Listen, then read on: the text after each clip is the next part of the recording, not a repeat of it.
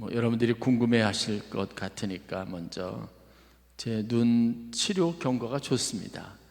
어쨌든 월요일 날 병원에 가서 잘 레이저 수술이 잘 돼서 홍채 쪽에 이렇게 길이 잘 났다고 하고 막히지 않고 유지가 잘 된다고 하고 안압도 잘 유지가 된다고 해서 처방한 약을 통해서 그냥 지난 또 며칠간 시간을 보냈는데 점점 더 호전되는 것 같아서 많이 감사하고 있습니다. 다음 목요일 날 한 번 더 병원에 가보겠지만 일단은 경과나 여러 가지 상황들이 좋아서 감사드리고 기도해 주신 것에 대한 감사를 먼저 드려야 할 것 같습니다.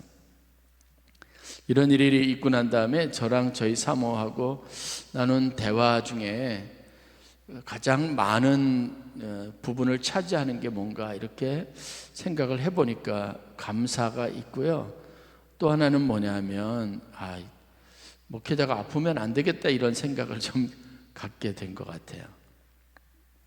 우리가 보통 여러분 그런 얘기에 표현 많이 쓰는데 은혜가 안 된다, 은혜가 별로 안 된다 이런 마음들이 은근하게 저희 사모는 모르겠습니다. 저한테 있는 것 같습니다. 많은 분들이 걱정하는 문제가 있고 또 하나는 목사가 아프면 안 된다. 이게 별로 사람들이 보기에 좋은 긍정적인 것은 아닌 것 같다는 느낌이 있는 것 같아요. 그런데 이런 생각과 이런 판단이 과연 성경적으로 하나님의 말씀과 성경의 원리에 비추어 보면 어떨까를 제가 이번 주 내내 좀 고민을 해봤습니다. 그런데 제가 잘못 생각하고 있다는 결론을 쉽게 얻을 수 있었어요. 사도 바울은 자기의 인생의 자랑거리를 또 자기의 어떤 문제를 가지고 성도들에게 기도를 요청하거나 누군가의 도움을 요청할 때 항상 그가 주저함이 없었던 어떤 포인트가 있는데 그것은 뭐냐면 자기의 약할 때, 자기의 부족할 때, 그때를 가장 중요한 포인트로 삼았던 거예요. 물론 제가 목사님은 아프면 안 되고 평생 건강해야 되고 완벽하게 그 모습 그대로여야 된다는 여러분들이 기대에 대해서 어느 정도 부담감이 있는 것은 맞지만 나이를 먹어 보여도 안 되고 주름살이 늘어도 안 되고 그러면 목사님이 무슨 근심거리가 있나 보다 이렇게 생각할 수 있어서 그렇지 말아야 하겠지만 그럼에도 불구하고 성경의 가르침을 따르자면 예수님도 그러셨던 것처럼 나를 위해서 기도해 달라고 해야 하고 나의 연약함에 대해서 말하는 것에 대해서 두려워하지 말아야 하고 그게 조심스럽거나 은혜롭지 않은 사건은 아니라는 이 분명한 인식을 가질 필요가 있다는 생각을 하게 됩니다. 우리의 연약한 것은 오히려 자랑거리가 됩니다. 사도 바울의 표현대로라면 내가 연약할 때 하나님의 능력이 내 안에서 온전해지는 순간이 된다는 고백이 있으니까요. 우리가 어떻게 하나님을 증명해 보일까? 증거해 보일까? 그것은 다른 때가 아니라 우리가 약할 때입니다. 우리가 살면서 얼마나 간절하게 하나님을 사모하고 하나님의 손길을 기다리고 하나님의 은혜에 기름 부으심이 있기를 바랄까? 그때는 어김없이 또 우리가 약할 때입니다. 어려운 일을 만날 때, 어려운 일에 직면했을 때 여러분 우리는 가장 은혜로우니까 이건 오히려 축복이 아닐까라는 생각들을 가지고 있습니다. 오늘 본문에도 보면 형제들아 내가 그리스도 예수 우리 주 안에서 가진 바 너희에 대한 나의 자랑을 두고 단언하노니 다른 거 다 자르고 모든 거 다 필요 없습니다. 분명하게 명확하게 이야기할 수 있는 것은 나의 가장 큰 자랑은 내가 날마다 죽는 것이다 라고 말합니다. 개인적으로 보면 여기 자기 성질을 죽이고 자기 성품을 죽이고 자기의 기질을 죽이고 자기 안에 있는 모든 감정적인 것들을 억누르고 소멸시키려고 하는 이 노력들이 좋은 건 아닙니다. 별로 하고 싶지 않은 겁니다. 내 마음대로 하고 싶고 내가 자랑하고 싶고 내가 내 안에 있는 것들을 사람들이 좀 알아줬으면 하는 것, 그게 사람 안에 있는 자연스러운 의식인데, 바울은 그것보다는 자기가 이룬 업적이나 자기가 어떤 능력을 가지고 있고 내가 한 일이 무엇인지 그것에 대해 사람들에게 어떤 과시하려고 하는 것보다는 내가 자랑할 수 있는 최고의 것은 단언하건대 내가 날마다 죽는 것이라고 말한 겁니다. 성경에 수없이 많은 위인들이 등장합니다. 그리고 하나님의 일들을 이루기 위해서 택함을 받은 선지자, 예언자들이 있습니다. 사사들도 있습니다. 그런데 하나님은 이들을 묘사할 때 이 사람들이 어떻게 해서 그런 일을 할 수 있는지를 설명하려고 성경에 여러 가지 사건들과 그리고 중요한 일들을 기록하고 묘사할 때마다 항상 그 사람의 연약하고 그 사람이 원래 어떤 사람이었는지를 대비시키기를 좋아하신 겁니다. 농사꾼, 소를 이끌고 농사를 짓던 사람, 그러다가 불림을 받은 사람이 여러분 기드온이기도 하고 엘리사이기도 합니다. 아주 성경에 중요한 하나님의 일을 맡은 선지자요 사사였던 사람인데요, 별것 아닌 사람들을 하나님이 사용하시지 않습니까?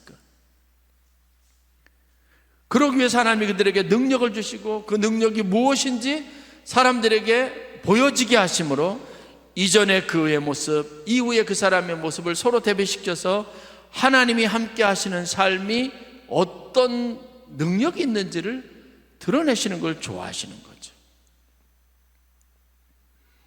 그런데 여러분, 우리 안에 있는 은근한 유혹은 오늘 설교 제목처럼 능력 만능주의에 빠져 있고 축복 만능주의에 빠져 있습니다.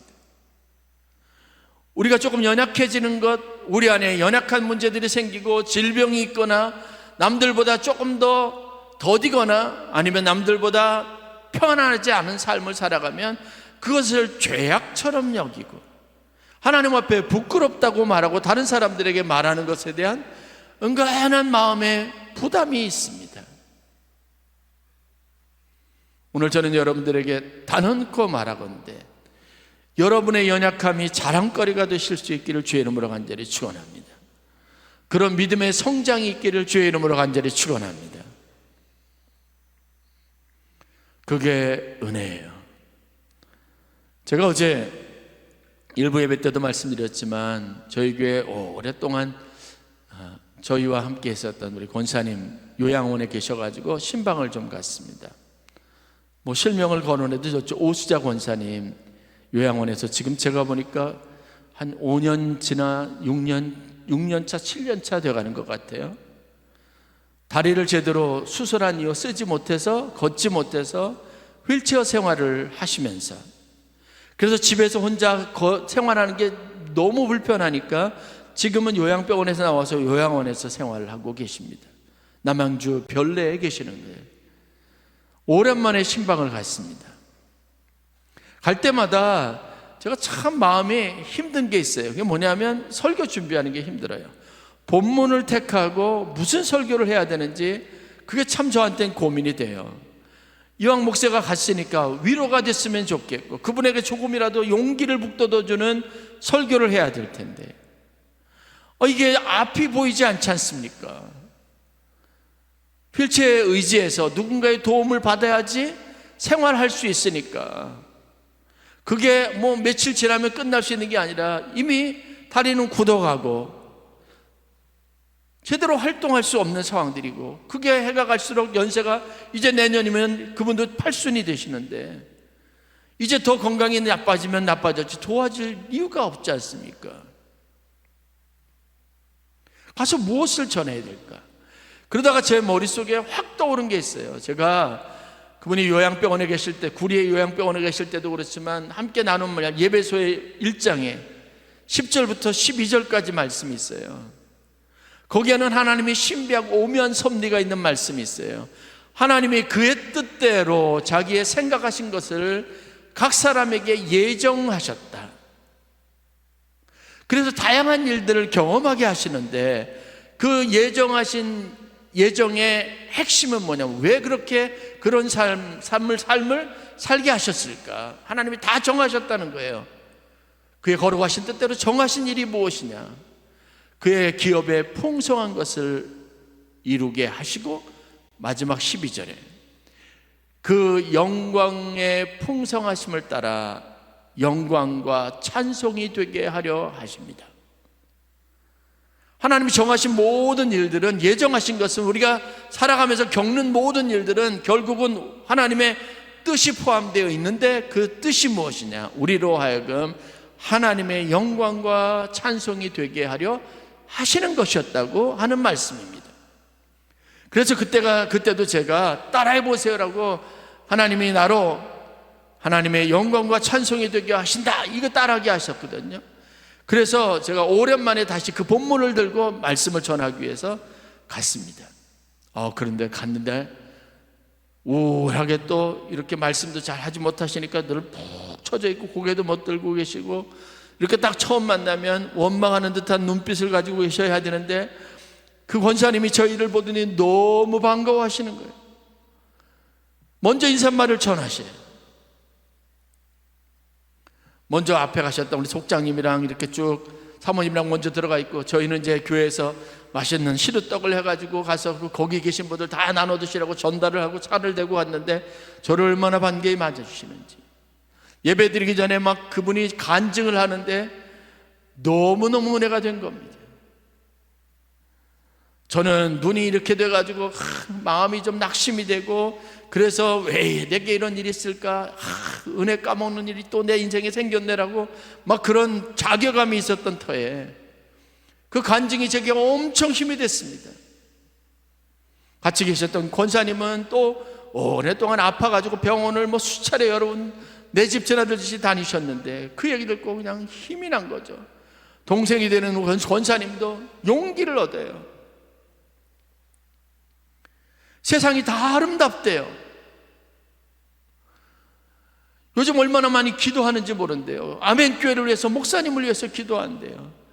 동생이 전해준 아멘교회에 대한 좋은 이야기들, 부흥했다는 이야기들, 막 애들이 많아졌다는 이야기를 듣고 막 너무 기쁘다라는 거예요. 그리고 더 집중해서 기도한다는 거예요. 저희가 위로를 전하러 갔다가 위로를 받았습니다. 그래서 이유를 물으니까 목사님, 제가 마음을 고쳐먹었어요, 그러는 거예요. 여러분, 중요한 겁니다. 여러분의 마음을 고쳐먹으면 여러분의 인생이 달라지는 줄 믿으시길 주의 이름으로 간절히 축원합니다. 그런데 어떻게 하다 그 마음을 고쳐먹을 수 있겠느냐? 암울하고 암담한 내 인생에 나아질 기미가 없어지고 인생은 점점 갈수록, 나이는 먹을수록 힘들어질 내 현실적인 상황에서, 요양원을 벗어날 수 있는 희망이 별로 보이지 않는 상황에서 왜 창밖에 있는 나무의 푸르름이 아름답고 아침에 일어났을 때 하나님 앞에 찬송이 막 솟아나는 일이 일어날 수 있을까? 권사님의 대답이 뭔지 아십니까? 그 이전에는 없었던 것이 생겼는데 요양원에 오고 난 다음에 예배가 생겼다는 거예요. 예배를 드릴 수 있다는 거예요. 일주일에 2번, 주일날 오후 2시, 수요일날 오후 2시에 예배를 드리는데 그 예배가 내 마음을 살리고 나를 살렸다고 얘기하시는 거예요. 여러분, 우리 안에 있는 절망과 고통의 이유가 뭘까요? 하나님을 잃어버린 마음이에요. 그게 우리를 절망하게 하는 겁니다. 회개가 나오더라고요.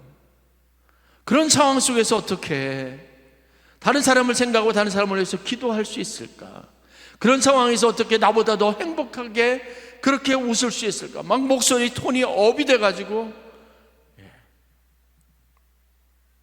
그래서 거기서 부흥회하고 왔습니다. 바깥에서 사람들이 다 듣게, 원장실을 배정을 해줘서 배려를 해줘서 거기서 예배를 드리다 아마 바깥에 사람들이 다 들었을 거예요. 예배가 살려요. 하나님이 살리는 겁니다. 하나님이 우리 마음에 계시면 우리 안에 생명이 생기기 시작하고, 그래서 생명의 기운이 우리가 바라보는 모든 것을 바꿉니다. 쉽게 말하면 주님이 내 마음에 들어오시면 내가 느끼는 감정이 하나님의 마음이 되고 내가 보는 것이 하나님의 눈이 되고, 그렇게 되면 세상이 그렇게 보이는 겁니다. 그렇게 저희가 모시고 가서 맛있는 식사를 대접하고 싶어도 나가지 않고 함께 가본 적이 없으신 분이 이번에는 동생하고 둘이 의논해서 저희들하고 식사를 대접하겠다고 식당을 다 예약을 해놨다 그래요. 그래서 권사님 어떻게 가실 수 있어요? 그러니까 가야지 그러더라고요. 그런데 제가 나오다가 원장님 직원하고 잠깐 인사하고 나오는데 깜짝 놀랐어요. 아니, 이분이 갑자기 휠체어를 딱 짚고 일어나더니 차에 혼자 앞자리에 타시는 거예요. 자랑하시는데 본인이 화장실에 갈 때마다 앉았다 일어났다를 자꾸 다리에 힘주기 위해서 60번씩 한대요. 그 5, 6년 동안 저희가 막 그냥 권면해서 운동해야 된다, 재활해야 된다, 치료해야 된다, 아니면 평생 걷지 못한다고 했는데, 아니 이제는 그렇게 해도 듣지 않으시고 그냥 무섭게만 두렵게만 여기셨던 분이 이제는 본인이 그러시는 거예요. 저희가 같은 사람들이 와 기적이다라고 그랬습니다. 성경에 나와 있는 38년 된 안전병이가 일어나는 기적을 보는 것과 같았어요.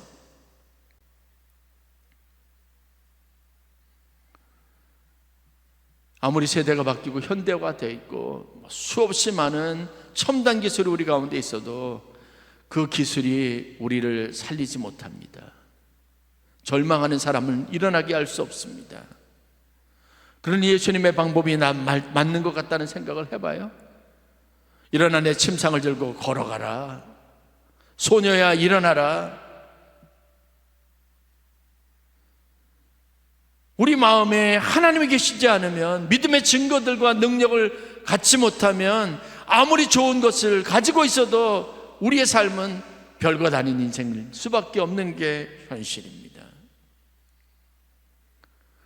제가 안수기도 해드리는데 사마리아 성에 있는 수가성 여인을 만난 예수님의 메시지가 확 저에게 들어오는 거예요. 그 배에서 생수의 강이 넘쳐난다. 지금 권사님의 삶이 그래요. 무엇이 그렇게 충만하게 했습니까? 예배가, 하나님 말씀이 들어가니까. 제가 설교하는데 설교보다 그분 간증이 더 많았어요. 옛날에는 설교를 들어도 그렇게 막 여러 가지 일들이 많으니까 복잡하니까, 지금 여러분들 똑같을 거예요. 집에 일도 있고 누구 있고 뭐 명절 때 누구에게 선물해야 되고 어디 가야 되고 뭐 해야 되고 애들은 어떻고 이런 생각들하고 내가 지금 뭐 여러 가지 세상적인 생각 때문에 머리가 꽉 차서 하나님의 말씀이 들어올 수 있는 공간이 별로 없어요. 저는 그 공간에 하나님 말씀을 들어가게 하려고 집중시키려고 애를 쓰고 있는 거죠. 그게 솔직하게 들어오지 않았대요. 내내 주방 봉사를 하셨으니까 그 마음이 이해가 돼요. 앉아서도 설교 들을 때 가서 지금 올려놨는데 언제 타이밍을 맞추고 교인들이 내려 식사하게 하려면 어떻게 돼? 그 생각만 가득했으니까요. 그런데 이제는 다른 생각을 문제하지 않고 내 문제, 내 삶에만 집중할 수 있으니까 예배 때마다 말씀이 꿀같이 달고 그 말씀이 나를 향한 말씀으로 들려주더라는 겁니다. 그래서 제가 약속했어요. 권사님, 저희 교회에서 우리 권사님 보고 싶어하는 사람들하고 같이 가서 언제 수요일 예배든지 우리가 마하나임 여성 선교 중창단 데리고 가서 우리가 예배를 드려드릴게요. 그랬더니 아멘 하더니 그걸 위해서 기도했다는 거예요. 권사님이 그랬으면 좋겠다고 그래서 날짜 잡기로 했습니다. 그 수요 예배를 우리가 드려야 되겠다, 우리가 주관해서 드려야 되겠다 싶은 생각이 있는 거예요. 예배를 사모하는 마음이 생긴 게 여러분 축복 아니겠냐는 겁니다. 하나님이 우리에게 능력을 주실 때를 생각해 보십시오. 성경에 많은 사람들이 그래요. 그 사람들이 공공했기에, 그 사람들이 연약했으니까 하나님이 채워주시는 겁니다. 무엇을 위해서? 그 문제를 이기고 하나님의 뜻을 성취하고 하나님의 일을 감당할 수 있는 능력을 주시는 거예요. 능력은 우리를 자랑하기 위한 수단이 절대 아닙니다. 성경의 원리는 능력은 하나님이 우리를 하나님의 사람 되게 하고, 능력은 하나님이 우리에게 주셔서 하나님의 나라를 확장하게 하는 능력이 되게 하는 거예요. 에너지가 되게 하는 거예요. 여러분들이 하나님의 은혜를 경험하고 싶습니까? 하나님의 능력을 소유하고 싶습니까? 그러면 여러분이 약해져 있어야 돼요. 여러분이 연약한 것이 되어야 합니다. 고린도전서 15장 읽었던 32절 말씀, 내가 자랑하노니 다능컨대 내가 날마다 죽노라라고 했던 바울이 고린도 교인들에게 이렇게 말합니다. 내가 사람의 방법으로 에베소에서 맹수와 더불어 싸웠다면 내게 무슨 유익이 있겠느냐. 하나님이 주셨던 능력을 가지고 사람들에게 내가 어떤 사람인지 보여줘야 되겠다고 맹수와 같은 그 사람들과 싸워서 하나하나 다 무릎을 꿇게 했다면 아무 유익이 없었다는 거예요. 그러나 내가 죽고 내가 연약한 것이 있어서 하나님 앞에 내가 죽은 자가 되었더니, 그래서 다시 살아나는 것이 되었더니 그들이 하나님을 보고 하나님의 은혜를 경험하게 되었다라고 말하는 겁니다.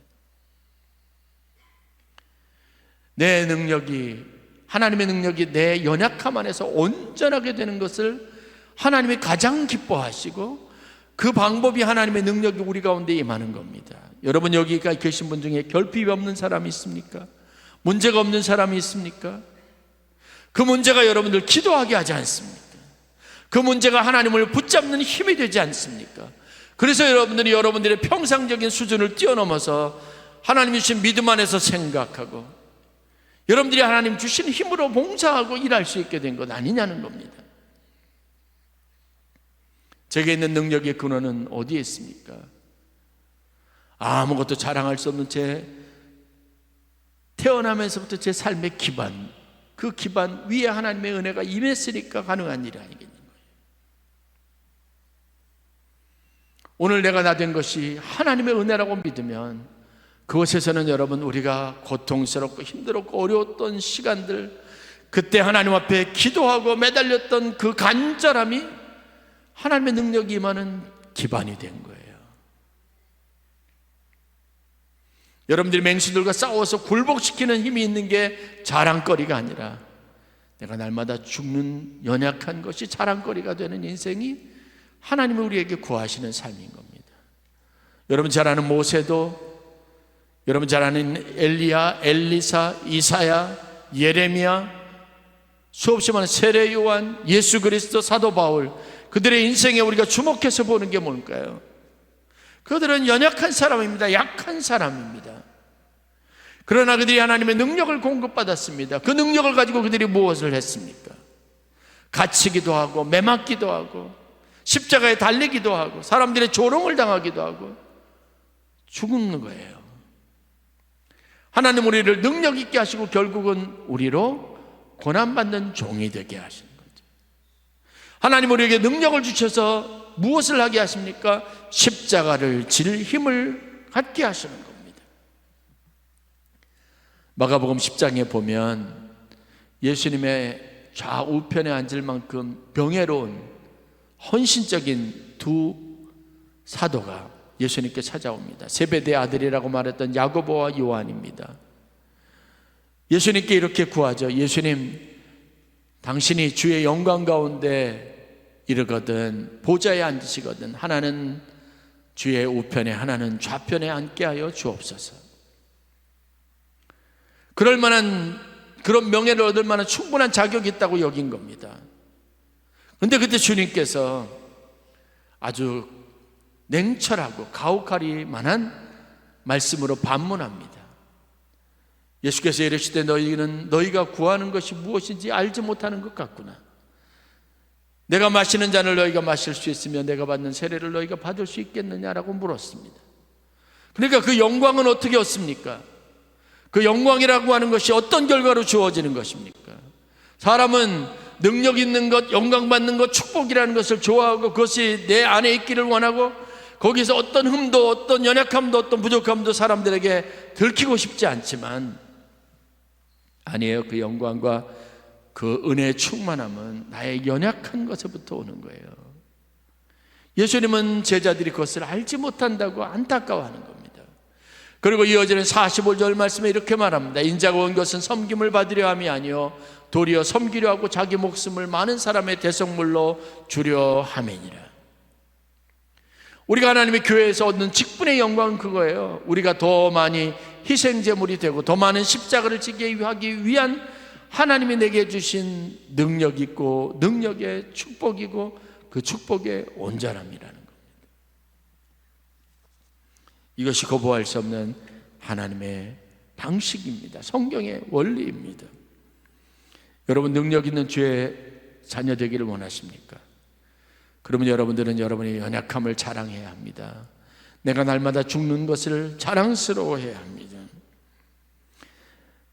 갈라디아서 6장 14절 말씀, 그러나 내게는 우리 주 예수 그리스도의 십자가 외에 결코 자랑할 것이 없으니. 누가 말합니까? 바울이 말합니다. 그리스도로 말미암아 세상이 나를 대하여 십자가에 못 박히고 내가 또한 세상을 대하여 그러하니라 라고 말합니다. 바울의 가장 큰 자기 자랑은 내가 날마다 죽는 겁니다. 자기의 연약함입니다. 자기의 궁핍함입니다. 곤고함입니다. 그것을 자랑합니다. 누구에게? 성도들에게.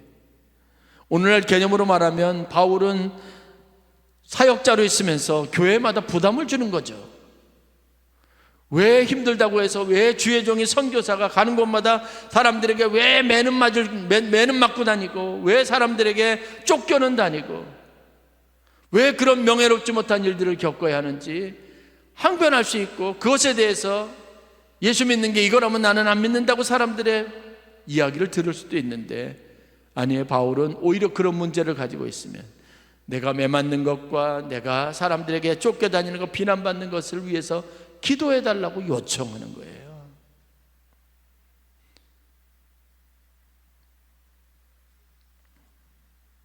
지난주 설교에 하나님의 말씀은 입에 달고 배에 쓰다라는 말씀을 여러분 다시 한번 묵상할 필요가 있습니다. 하나님 주신 능력과 축복은 내 입에는 달고 좋지만, 그러나 그 말씀은 내 배에 들어가서 쓰디쓴 내 인생에 모든 것들을 이겨낼 수 있는 저력이 되어야 합니다. 에너지가 되어야 되는 겁니다. 이사야서 43장 1절 2절 말씀, 우리가 어렵고 힘든 성도들에게 권면하는 말씀이에요. 이 말씀은 하나님이 모세가 죽고 난 이후에 가나안 땅에 들어가는데 주저하고 있었던 이스라엘 백성들에게 모세를 통해서 여호수아와 그 후임자들에게, 후대에게 주셨던 말씀과 다르잖아요. 야곱아, 너를 창조하신 여호와께서 지금 말씀하시느니라. 이스라엘아, 너를 지으신 이가 말씀하시느니라. 너는 두려워하지 말라. 내가 너를 구속하였고 내가 너를 지명하여 불렀나니 너는 내 것이라. 하나님은 우리에게, 두려움 가운데 있는 우리에게 너는 내 것이라 라고 말하면서 두려워하지 말라고 말합니다. 내 인생은 그냥 인생이 아니라 창조주 하나님께서 아주 오래전부터 계획하시고 섭리하시고 예정하신 인생이고, 그런 나를 하나님이 원하시는 자리에 지명해서 불렀습니다. 그러니까 두려워하지 말라고, 놀라지 말라고 말합니다. 이 말씀을 하나님이 주신 이유가 그 다음 절에 2절에 등장하는데, 성경 표현 그대로 말씀드리면 이겁니다. 내가 물 가운데로 지날 때 내가 너와 함께 할 것이라. 내가 너와 함께 하신다고 했는데 언제요? 내가 물 가운데 지날 때 함께 하신다는 겁니다. 강을 건널 때 물이 너를 침몰하지 못할 것이며, 그러니까 물을 지나는데, 강을 건너는데 함께 하시니까 침몰하지 못한다는 거예요. 이어지는 말씀, 내가 불 가운데로 지날 때 타지도 아니할 것이요 불꽃이 너를 사르지도 못하리니. 하나님이 함께 하시면 물 가운데 지나가도 물이 침범하지 못하고 불꽃 가운데 지나가도 우리를 사르지 못하는 거예요. 그게 하나님의 능력의 온전하심입니다.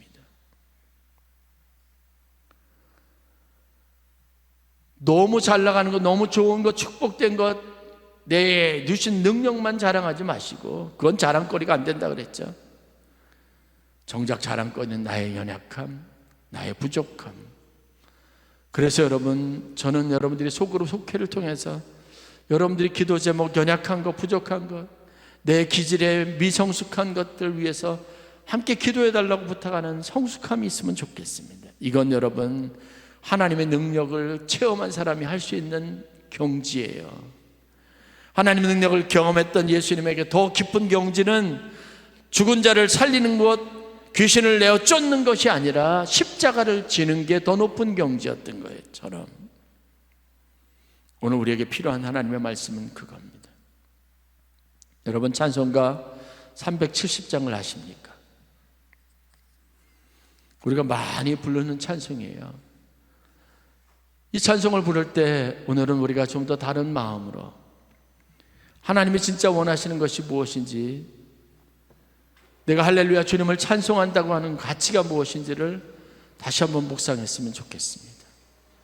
연약한 것이 자랑하는 것이고 십자가 앞에 나가 내 짐을 다 풀어놓는 것이 가장 은혜롭고 보배로운 것인지를 여러분들 다시 한번 깨달았으면 좋겠습니다. 특별히 여러분의 마음의 근심과 염려와 두려움과 삶이 좀처럼 개선이 이루어지지 않고 상황이 나아지지 않는 것 때문에 마음이 온통 흑암의 구름이 가득한 분이라면 오늘 이 찬양 중에 여러분들이 오수자 권사님과 같이 심령의 변화, 마음의 변화를 경험하고 여러분의 배에서 생수의 강이 흘러나는 신비한 은혜가 넘쳐나는 그런 귀한 축복이 있기를 간절히 축원합니다.